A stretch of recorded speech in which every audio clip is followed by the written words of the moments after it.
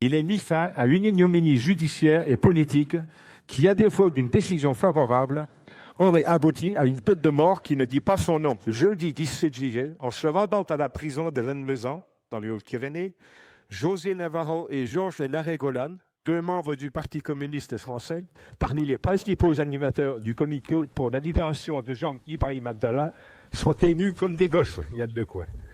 Eux aussi, qui ont aidé à briser l'isolement du militant communiste libanais en lui rendant visite régulièrement, comme l'ont fait d'ailleurs plusieurs parlementaires du Parti communiste et de la France insoumise, André Turenne-Curulian, André Chassaigne, Elsa Foussillon, Éric Coquerel, entre autres, savent qu'enfin, après 11 années de libération possible depuis 1989, celui qui est un camarade devenu ami va enfin sortir et retrouver son pays, le Liban.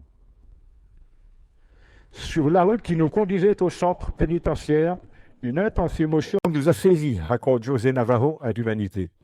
Des souvenirs mêlés à la colère par rapport à une détention infâme.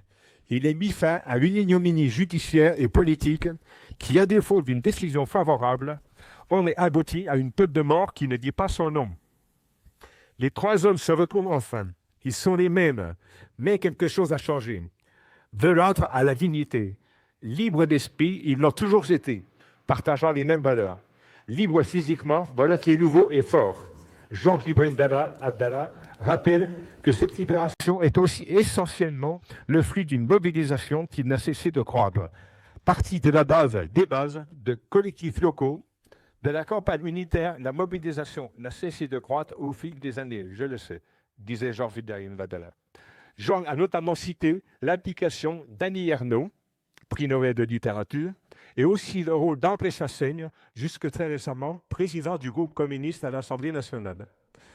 Nous sommes très heureux de cette décision, a évidemment réagi depuis le Liban son frère Robert Abdallah, encore sous la surprise.